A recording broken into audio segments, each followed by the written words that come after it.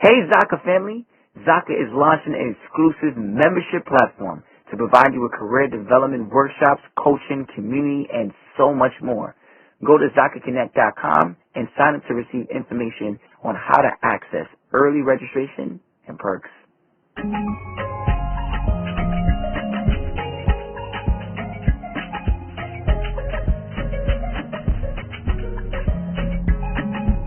Hello everybody, this is Paul Herman, the Prince of Motivation and host of Zaka Presents My Journey.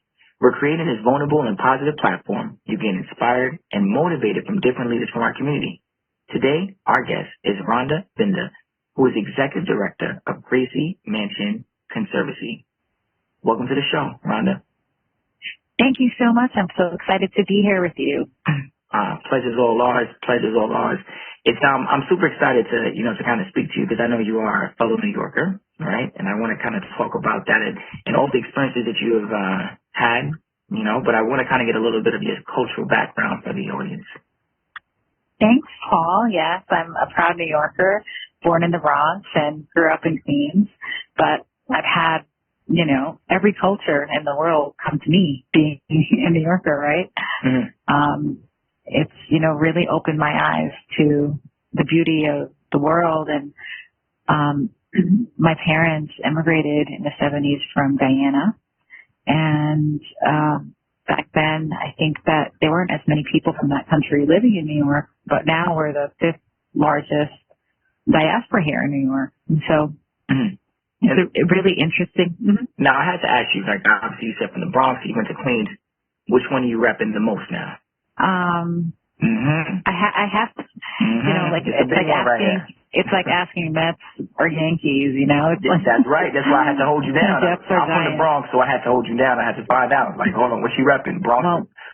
Well, I'm never gonna not have that love for the Bronx, but I did serve as the deputy borough president of Queens, so I think I have to. And I spent the most of my formative years in Queens as well. But I do love the Bronx. I go back all the time for games, and I'm actually working really close to the Bronx right now because I'm in the Upper Manhattan. Okay. So I feel real comfortable there.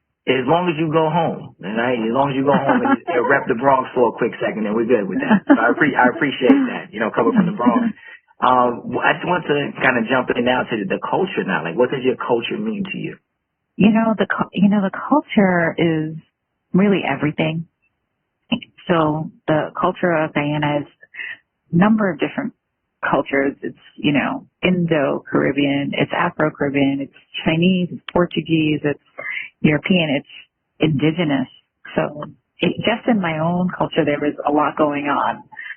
But I think that culture to me is, music, it's food, it's fashion, it's expression, and it's honoring the traditions of our families and the places that they come from. Mm-hmm. Now, did you find a community like that growing up in the Bronx or in Queens? For me, I grew up with, and this is going to date me a little bit now, but this being the 50th year of hip hop in New York, I really grew up with the hip hop culture, and that's the thing that I think connects Queens and the Bronx so much. Mm-hmm. But for me, that the development of hip hop culture, that was really a place that I was able to call home and to identify with. And when you look back at the things that the groups and the rappers were talking about, it was what was very relevant to the youth at the time and to a lot of the social justice issues. And this was a way that the communities that I grew up in that's how we found our voice. And that's something that we haven't really heard on the show about, like the importance of like hip hop. You said 50 years, right? Starting off in the 80s and in the garages and houses of people, and how you have connected to the hip hop culture. And obviously being in New York, where it's from, and the Bronx. Let's go back to that. It's from the Bronx, right? So Greatly appreciate you sharing that. Now I know a lot of the guests that I've had on the show. I've spoken to them, and they have always emphasized about strong connection to their parents and how their parents have like kind of influenced them directly or indirectly, being a part of their culture. Could you talk a little bit more about your childhood lessons that you learned from your parents and that you kind of still utilize for today? Yeah, I mean, I just think that they were so brave, to leave everything they knew, and come and pursue the American dream. They, it's thinking about that, it's especially they were, like I said, some of the first people from that country to really come and settle in New York. It was just I think so inspiring to me. Eventually my parents did divorce, and they both had their own struggles that they had to work through that really again continue to just inspire me. And it was just that drive. I think that it's hard for me to complain and to sit back when I saw my parents work, around the clock, 2-3 jobs and still have a smile on their face, and, it also taught me strength because it wasn't easy. And there were times when I, as a kid saw them, speak up and stand up for themselves and stand up for the family and demand that respect. And that to me, I think is probably one of the reasons why I pursued law eventually is because I saw both my parents just really, really, stand for what's right and never let circumstances, really change their direction and their integrity. Mm-hmm. And it's good that, especially in my Caribbean background, a lot of the parents, when I talk to the guests, when they talk about their parents, they talk about them in that way. Like, they were very straightforward. They knew what they needed to do for their family. And it kind of bled into their lifestyle and who they are as individuals now as adults. So it's an honor to have parents like that. Sometimes in the beginning we're probably like, oh, these parents are just so hard on us, but they were hard for a reason. And I know Caribbean parents too, out of all, they get at you. So it's good to know that, it's helped and mold you to the individual you are today. Now, during your childhood, were there times when you felt like you didn't belong? And how did that affect you? Yeah, I had the really great opportunity to take, all sorts of special programs and classes. But because of that, I was bussed all around New York. I mean, bussed and trained, and which was, for me, I thought it was, once I realized that it wasn't just school, but it was, making new friends and exploring the city and, traveling on my own. It was fun, but it was hard for me to really feel, like there was that sense of belonging. And it's something that I still struggle with, even today, because, I work in areas over the years, such as, especially technology, where there's so much work to be done in terms of inclusion. Mm-hmm. And I actually let it get to me at some point because I was so much into science and math and STEM as a kid, but, I was usually the only girl in the class. And, eventually I did come back to tech through law, but I didn't pursue it fully when I could have and should have when I was younger, right? And sometimes I look back at that and I think it's, I probably allowed the environment to influence my decisions there. And so, I think that in this generation, I think we're so much more open, and just that we're even talking about this. I think that some of those challenges, I hope that, we can really instill that confidence in people who are, maybe different than the norm for whatever that norm, is known to be, that there's a place for them. And I think that this is so important, and everything that you all are doing, because, there's somebody out there listening who, might be having a similar experience and say, hey, I'm going to take a second look at that and maybe not feel that way. Mm-hmm. And that is a very important thing here at Zaka, making that connection, for individuals. People are listening to these stories and these interviews and hearing the things that you guys share with us, sharing about the goods and the bads. And that again goes back to that, you guys being very open and very vulnerable. So again, thank you for the, sharing that information. Now, when growing up, like, what was like the ultimate dream for you, right? I know you said at the time you felt like you didn't belong, but like, what was that ultimate dream for you when you were growing up? Something that you kind of like stuck true to you. Wow. I mean, if I tell you that, and this is, no offense to the MTA or people who, work in transit, but I really grew up like thinking that I would probably, which is kind of funny now because I, as a New Yorker, I barely ever use my license. But I thought that I would grow up to be a bus driver because that's like sort of, in my head, that was like a really good, stable, blue collar position that you got to sort of meet a lot of people and you're providing your service. And I mean, I have to be honest with you, like I didn't really think that I would necessarily like go, me being one of the first people in my family to attend college, like I didn't necessarily think I would, even go beyond. And I didn't have that many, I guess, except on TV, really that many people in my immediate circle that could be role models. That's why I think the parents are so important for so many of us. And that, but that's, I mean, I didn't really have a much bigger point of view growing up. And obviously being a bus driver is amazing, Right. It's an essential job, in order to get people from point A to point B.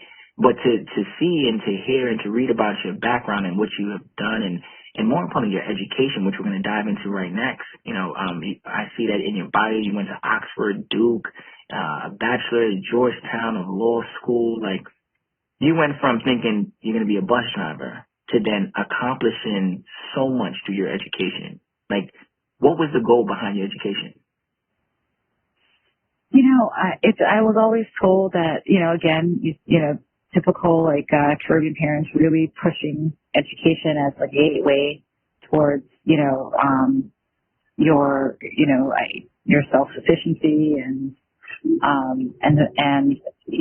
as really that was a path towards achieving, whatever your dream might be. It was really, especially from my mother, seeing that she was going back to school, later on in her life to get further certificates and so on. And so they had always emphasized that, you need that because that's something that belongs to you, that nobody would ever be able to really like rip away from you no matter what. Mm-hmm. And frankly, I felt like I needed it more for other people. Not that obviously there's so much value in it of itself, but I didn't want to be not considered or overlooked. And even if I was only being, sort of put down the list because of some sort of, pretext, but I didn't want education to be the excuse as to why I wouldn't be considered for, whether, it's a board position or a promotion or for a seat at the table. That's a small thing. Thank you. I mean, but in some ways, I feel like it's so important, because it's important to I think, not just for the development and education of itself, but I think it's important because it gives you a certain amount of respect that I think, especially as people of color and immigrants and, women, that we're not automatically given. And it sort of reminds people of, you know, who you are. It's an additional sort of, you know, aspect of you that can be considered when sometimes you're overlooked because of other aspects. That's true. And you went to some prestigious schools, so anyone looking at that resume would look at it and be like, Oxford, Duke, you know, Georgetown. That's like 3, you know, impressive, you know, universities, institutions. So to go to those, all 3 of them, it speaks highly of you and the person that you are. So you are right in a sense where, you know, you didn't want anyone to look at you differently because of the education. You use the education as a way to kind of like open that door. And then obviously, you know, using your personality and your charm to move up that ladder. And obviously your work ethic as well too. Now, could you describe to us a little bit more about like that first job experience after all of this education? Like what was that first job experience? What was that big takeaway? Well, thank you so much for helping me walk down memory lane, because after college, I really thought that I would accept a position in consulting, IT consulting. Like I said, I was really into tech, which I did. I got a great offer after college to come back to New York and work for PricewaterhouseCoopers, and they had just reorganized and had a really cool tech division. But like I said, I had a lot of great experiences through programs like Prep for Prep that opened up so many doors, and they had sponsored an internship in Washington at the White House. And so I thought, okay, before starting work, maybe I should take some time, spend a summer in DC. My dad had lived near there, and, I always, had an interest. I was very much an activist on campus when I was in college. Was head of the multicultural organization and led a number of changes on campus related to the curriculum. And, we had, sit-ins and all sorts of press conferences, and brought a lot of, change. And I thought, DC, that was kind of my vibe. And I had a chance I applied, it was actually after the deadline. I had just come back from spring break. I mentioned it to my mom. She's like, let's try. And I was accepted to the internship. And, from the first few days of being there, I really felt like, wow, I couldn't believe how many decisions were being made about what happens on the ground locally in places like, New York City, but decisions are being made in Washington. And it became so apparent to me that this national policy has such a big impact on all of us.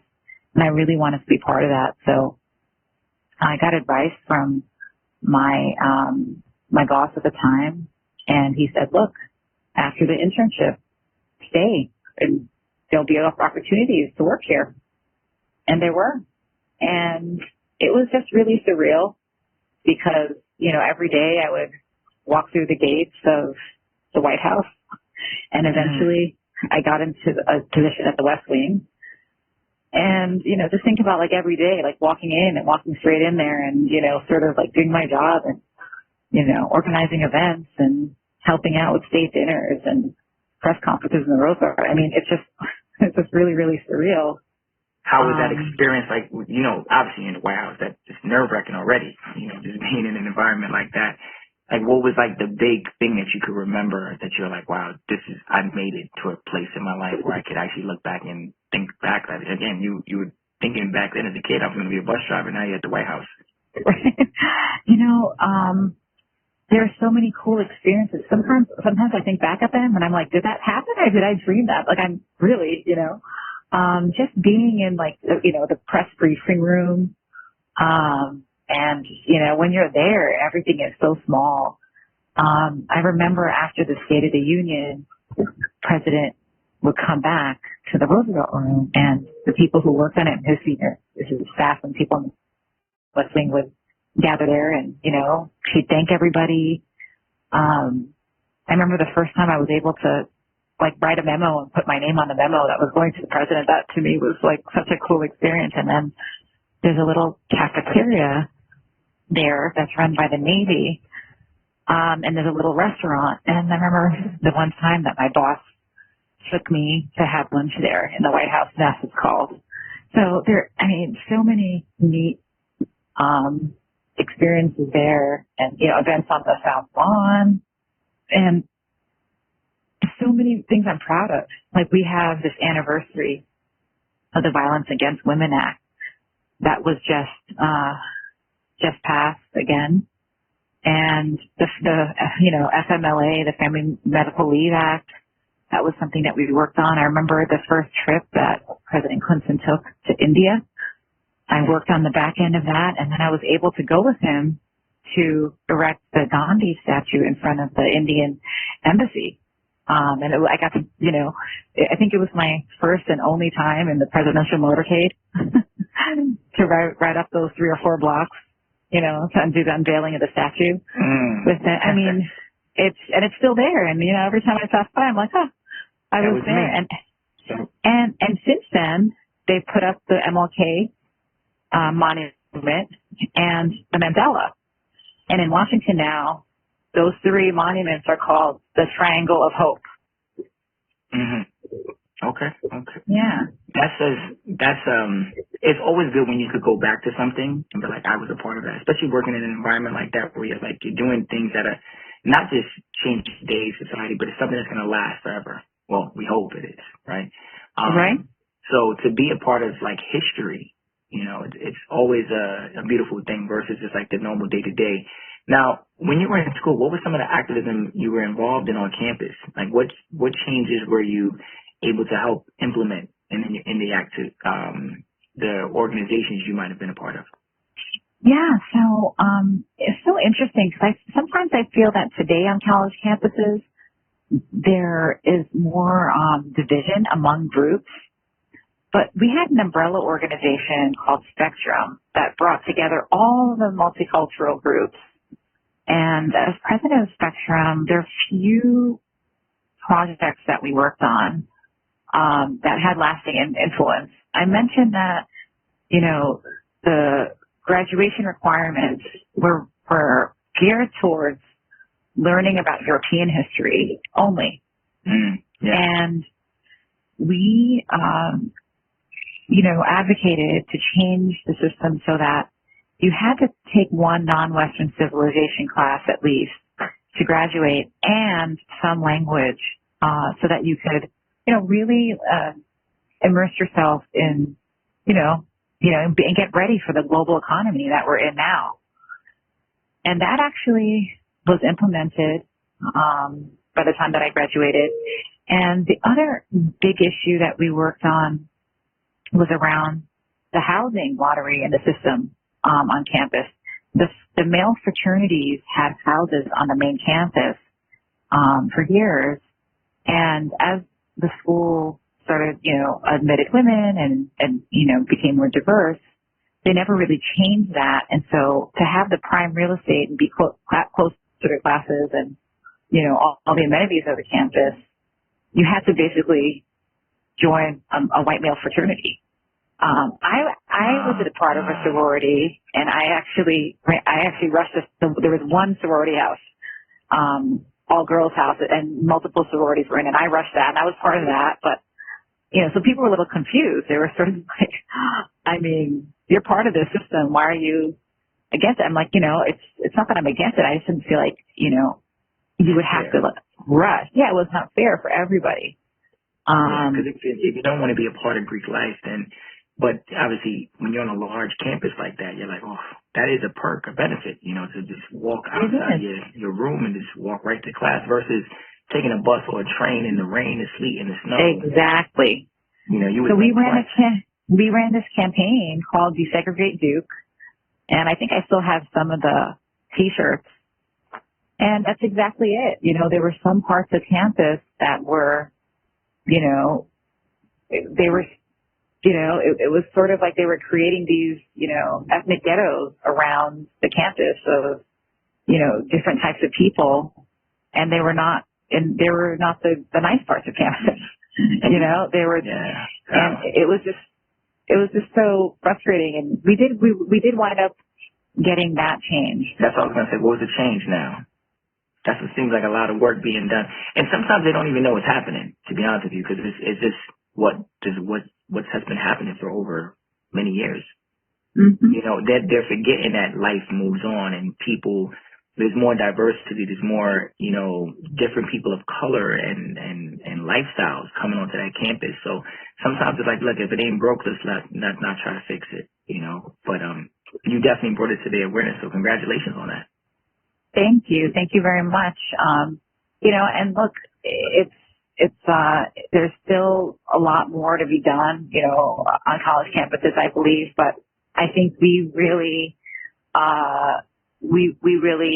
helped bring new perspectives to Duke, and we had speaker series where we invite people like Michael Dyson and Cornel West, and you know, to come and speak to the students about some more progressive issues at the time, I guess they were considered, and really try to and people on the conservative side as well, like Dinesh D'Souza, and we'd have them come to campus and debate, you know, so we could, you know, just sort of broaden our minds about these issues around, you know, race and affirmative action. It's important to touch on those things. I mean, obviously you're going to school for your major and stuff, but this is like real life stuff, real life things that sometimes people just don't really think too much about. Now, as a woman of color, like, I know you talked about it briefly a little bit earlier, and I want to kind of go back to it because the amount of work that you were doing just in college and what you're doing now currently, role models. Like, I know obviously mom and dad, but like, who else were some of the role models or even mentors that you had along the way to help you navigate through your career? You know, I've been so lucky that to be able to work with people, men and women, that I think have such a great work ethic that I've been able to sort of model myself throughout my career after certain people that I've been able to either work for and, you know, they've become mentors, or, you know, at my imaginary mentors in my head, you know, people like Oprah Winfrey and Vice President Harris and, you know, Hillary Clinton and Michelle Obama. Like, these are people that I have had at least enough of either because they're so public or I've, you know, kind of been a couple degrees of separation from them working in politics to really see how they work. And they've become mentors. And the other thing is that my immediate bosses have become mentors, which I think is limited. So one of the things I wanted to say is I've been very lucky to get advice, you know, from the people that I work for. But I would also encourage you to seek mentors outside of that, because when there is that kind of transactional relationship between employer and employee, it can also be limited after a certain point, and then you need to still go somewhere else to get that advice and support. That's very important information that you just shared right there. Some of the guests, one of the previous guests said the same exact thing, you know, tapping into resources outside of the business, outside of the company. You know, it might not be something directly in the office and a mentor or coach there. It could be somewhere else, you know, and just pulling from them. Now, early in your career, like, what was like the biggest challenge you faced, and like, how did you overcome it?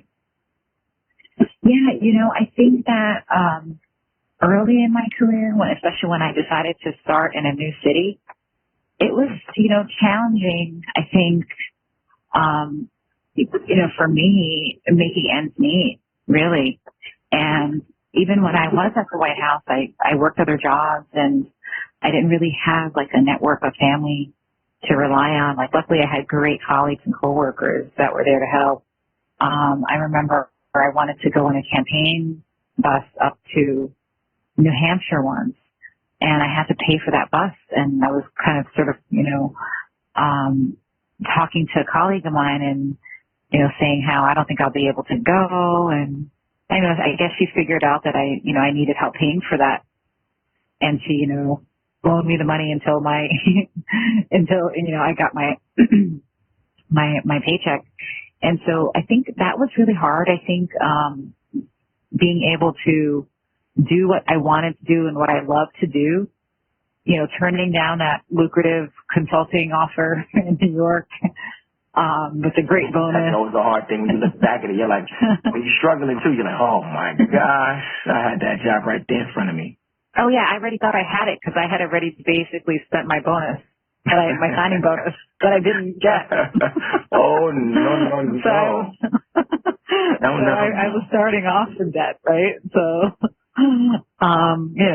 so that was really hard. But I looked around and I said, there are things that I could do, like going back to school, that would automatically put me in a higher pay bracket and help solve those problems. But I think there's always going to be at the beginning of your career, just a struggle in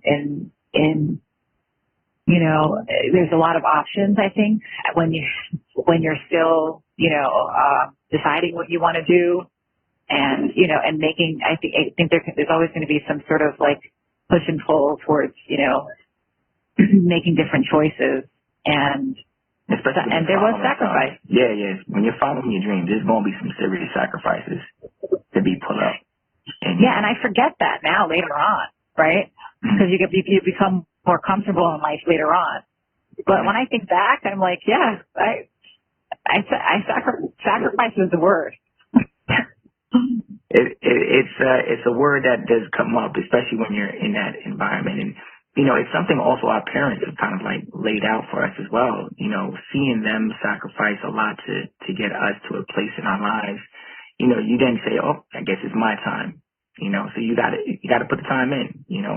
Now reading in your bio, looking at your journey, your career journey, and seeing all the things that you have done, I definitely see that there's a strong passion for government and like local community. Where did that come from? Yeah, I think it's a combination of things. I'm a PK. I'm a preacher's kid. I come from a family that was always looking at different ways to give back and pay it forward and doing the most for anybody that needed the help. So that was something that was sort of in me, and I get satisfaction from that too. I do feel it's sort of like my duty because I've had so many experiences. I was able to go back after the Clinton administration to help with the Obama-Biden transition team, and then I was able to go back into government and work as a diplomat. And really, I've traveled to hundreds of cities. I've been to over 45 countries. I've had the incredible experiences that I've had because so many people have opened doors and helped me. And I just feel like it's my obligation now to help, the, young Ron and Rhondas out there. Okay, it's your time to give back. It's your time. Yeah, and so I'm I never thought I would be honestly saying this at my age because I'm not that old, but I really do feel that it comes from just like the family upbringing, but just being very just cognizant that I'm not that different than anyone else. I just had a lot of opportunities to do things differently, and I want to help open up opportunities and open up the minds of the people ahead of me to explore and to live their dreams. Mm. That's a very notable thing, when someone's like, I'm willing to give back and help somebody. The information that you have received over the many years, that's a lot of sacrificing, right? So it's not mandatory that you got to help somebody out, but it's needed in this world of today. So I commend you for, thinking like that, especially with all the things you got going on. When you were talking about the White House, I'm thinking back to that now. Thinking about when you were talking about, the things that you were doing there, like, could you tell us a little bit more about, like, that work experience working with, like, President Obama and his administration? Oh, I mean, the honor. and privileged to work for the first Black president of the United States of America. I mean, that's right. Come on now. That's what I want to know about. Like, how is, because that was like an epic time in USA, history. Oh man. I mean, I'm going to start crying thinking about it. Cause again, like it hasn't even been that long, but it's so surreal. I mean, he brought the country to, I think, just newer, higher heights. He, for the first time, got our country to sign on to the rights for indigenous people.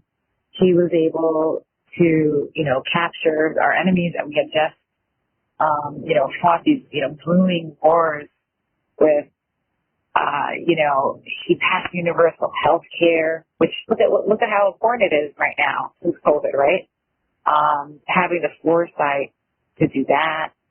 I mean, there's just so many accomplishments from that era that, I can't thank, his leadership enough from. But it was, for me, because it was the first administration that we had, technology proliferated throughout, including social media.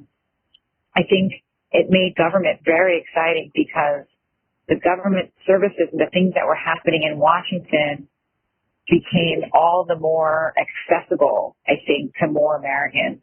And it was really a younger president, the way he was, that was able to bring, to our fingertips the power of the government and engagement in a whole new way. It was that era was if anyone was involved in that time frame, commend them all, because there was a lot of resistance at one point in time when it came down to it. People were kind of questioning if it could even be possible, and it was. It definitely was, and he did a phenomenal job out there. So thank you again for the work that you did during that time. I know that, there was a big transition when you were going from like government and you went to like law. I want to know a little bit more about what was the reasoning for the transition? I mean, you just working with Obama and his administration, and then you switched off and you went to law. What was that about? Yeah, I was, ready, I think, to take what I learned. And all the time, no matter where I traveled and the work I did, I was always in the back of my head, how can I bring back what I'm learning to New York City? And I just think I was ready to come back to New York and implement the policies and all the positive things that I saw happening and that we were doing in other parts of the country and around the world, from the State Department perspective. And I wanted to see those things happen for my city. That was, compared to other cities, still quite big, even when you compare New York to cities in, countries like Brazil and India and China and South Africa. I didn't know that New York was necessarily keeping up with everything that I was seeing happening within cities, comparable cities around the world. And I wanted to take what I was seeing and learning and come back. And one of the things that I saw happening a lot was around this area of P3s, public-private partnerships. So I really wanted to join back on the private side, having the language to work on the public side in government and helping to be a bridge between the two. I see. And what would you think is, or maybe you definitely would know the difference, but what is the big difference between like working for the government and for like a private company? I think that private sector, because of its mission, is really about a bottom line, and it's a financial bottom line. It's not always a public good bottom line. That's one extreme, and another is on the opposite end, government really isn't even built to be efficient, especially in the United States, where there's such a distrust for government, and for power, the way that our system with checks and balances is built. So we're sort of built in a way on the government side to not be efficient and not necessarily to get the most bang for the buck. So that's, I think that's sort of the biggest difference. So people in government have to be extra brilliant, I think, to be successful and get things done, which, as I said, luckily I've had the chance to work with so many brilliant people, because there's a lot of bureaucracy, and that's for the protection of us, so, to keep power at bay, but also, to make sure that it's, being used in the right way, and it's built by design that way. Mm-hmm. Whereas with the private sector, there aren't as many guardrails. And, most recently, Silicon Valley Bank crashing, there's now having a cascading effect to other banks. You see in the private sector, you need the government to help put those guardrails sometimes, before things get out of control. Mm. Okay. So there's a need for both. True. There's a happy medium that's needed. In your career, and you talked about it a little bit earlier, and I want to kind of highlight this. You talked about at first you were talking about in the school, being like the only female in the class. Now, how did you find your voice and your confidence, working in an industry where it's predominantly dominated by males? Mm-hmm. I think at the beginning of my career, I felt like I had to be more man-like and, really hide my emotion and femininity. And I kind of, looked around and didn't see those qualities as an asset or something positive in people that were moving up and getting, the attention and the good projects. And, a lot of that has changed. I think it's changed. I think that there's a new leadership that is emerging with all of the, this is Women's History Month, so of course I have to say something in this regard, but with all the female leaders that are now, jumping into these opportunities and showing a different way and they're creating their own path. I think that, I don't feel the need to do that anymore, which is, after some time, it's exhausting being somebody that you're really not. That is true. That is true. And I've had, in my past few roles, I've had the opportunity to work for people that I felt like I could just be myself finally. And unapologetically. And I think, it's better for the organization because then you have, people more focused on the work.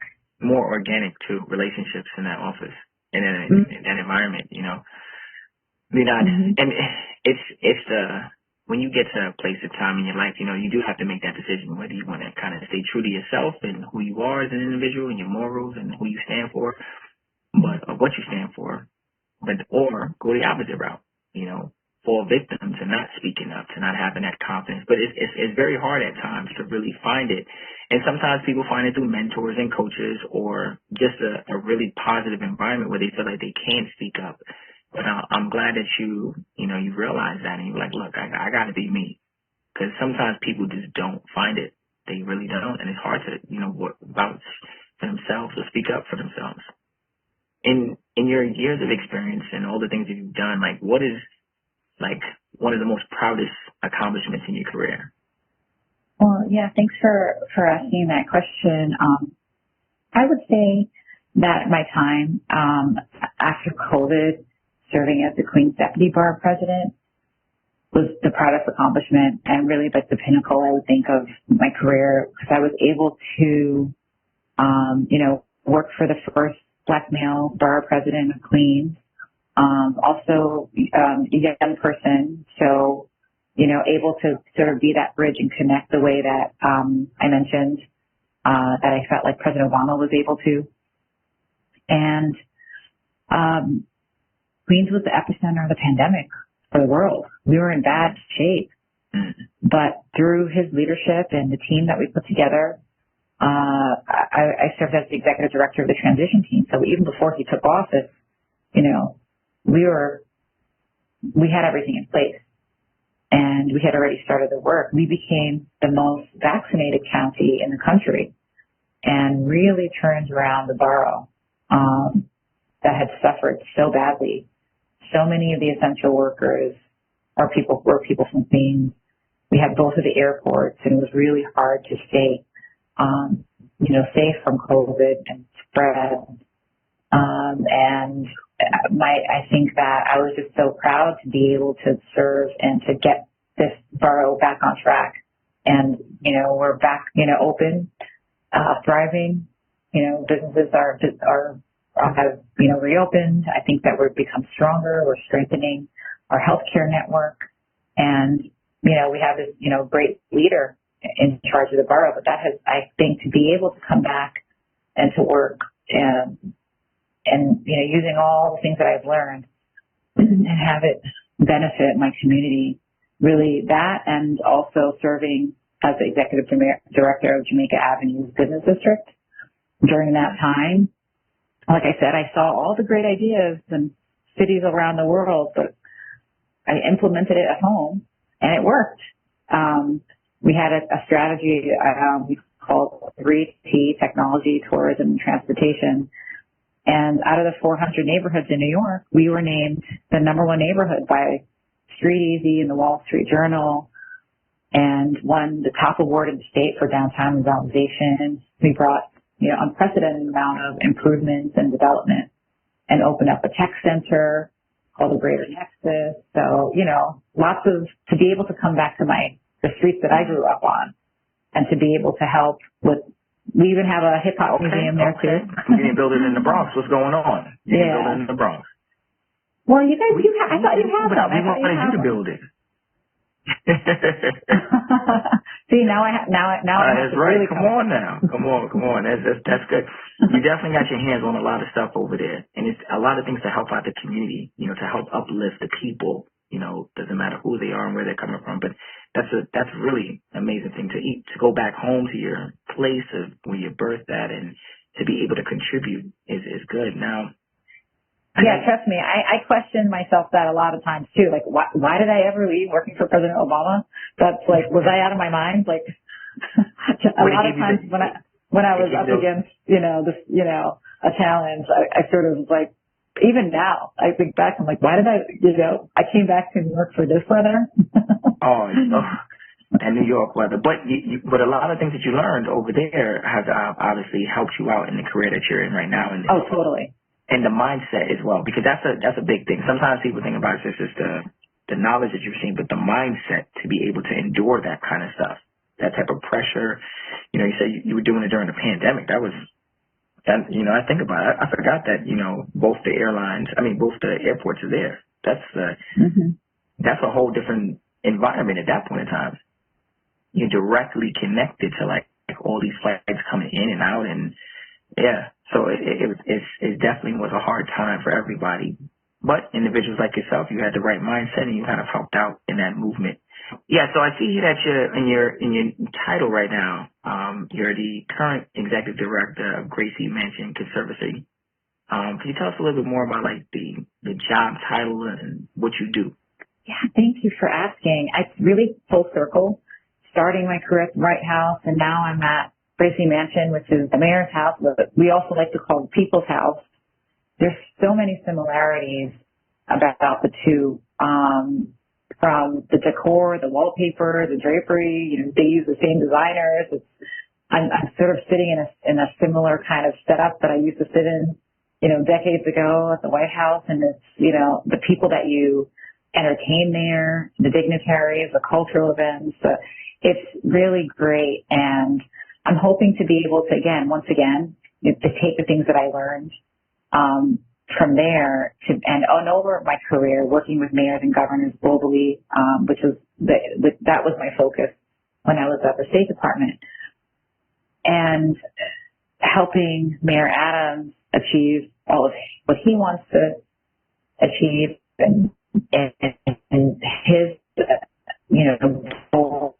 policy agenda, but also keeping this jewel in New York City that has so much American history and New York history making sure that we're, keeping and maintaining that throughout the generations. And we have our own art, permanent art collection. We're using the space to exhibit emerging artists and other great New York artists. So it really is back, back to art and culture for me. And that we host there. Okay. Now, as a leader, yeah, that's a big title right there, besides the title that you already have. But you're a leader, right? A leader in the community. Like, what advice would you give to a young Caribbean girl listening to this story and wants to follow in your career path? Oh, I would say that the world is your oyster. Just, keep, fighting for yourself. Keep following your dream and take advantage of all the things that, and people that are so much more accessible now. Find, if there aren't people that you think that are immediately, around you that you can speak with and get advice from, don't be shy. Go to conferences, attend events, you listen to podcasts, reach out to folks. You'd be so surprised who would be willing to work with you and help you, and try to get as much experience as you can. I know your parents tend to be a little bit protective, but you have to fight them on that and get them to, see you as, somebody that they can trust to be, out there and pursuing different opportunities. And, you have to work on getting their support first so that you can, they support you. And building that foundation. Mm-hmm. Build a strong foundation of supporters around you. Now, and I see that you're doing that at the Guyanese Girls Rock Foundation High School and Women's Leadership Academy. Like, could you talk a little bit about that? Yeah, I mean, the founder, Coyette Harris Stout, is also a woman in tech. And, we were talking about what could she do with the 20,000 followers she had, on Facebook, that where she celebrated Guyanese women. And it was really her vision. And I agreed that you have to start with high school girls. So we took that social media following and turned it into a nonprofit where we're teaching these young women everything from, self-care and mental health to applying for colleges and helping them with scholarships and exposing them to their culture as well. And just creating a sense of support, like you said, and community for them, so they don't lose themselves as they, move on and move out, and that they get some experience in using their voice. So when they feel that they need to, they will be able to effectively. And really trying to unify people in our community to support women, which I think that there's, we've been sort of lagging behind, I would say, more modern countries in that regard. There's a lot of domestic violence. There's a lot of youth suicide. And so, unfortunately, we have some of the highest percentage rates in the world. Yet, Guyana is the fastest growing economy in the world right now because of the oil that was found there a few years ago. So we really wanted to balance these things out. And eventually, I do believe we'll expand to Guyana itself because COVID, we went virtual and we're able to do it successfully. So we might be able to expand beyond New York City soon. So your goal is to travel back to Guyana, is that what you're telling us? At some point, yeah. I've been back a few times just for visits and for charity projects. But yeah, maybe we could expand the program there and, be that bridge. That would be amazing. Now, is there any last words you would like to share with our listeners? You dropped a lot of great gems, and one of the biggest things that I'm still, wrapping my finger around is I have to point out that whole thing about when you were like, I went to be a bus driver. And then to see, and just to hear your experiences of just your education, to then working in the White House, to working for a private sector, to the foundation that you're a part of, like that's a lot of stuff. And this is again from a young girl, who was like, look, I'm just trying to be a bus driver, so that's amazing just to hear all those things. Any last words you want to share with our listeners? Yeah, I mean, I beg you, dream big. And if you're here, you're already winning, right? You already have so much, and it's all at your fingertips. So I would encourage you to be brave, be bold, and be you. You can't go wrong. Well, you heard it there first, guys. To listeners, if you want to hear more inspirational stories like Rhonda, please check us out on ZakaConnect.com. Follow our social at Zaka Connect, and follow our feed Zaka wherever you listen to your podcast.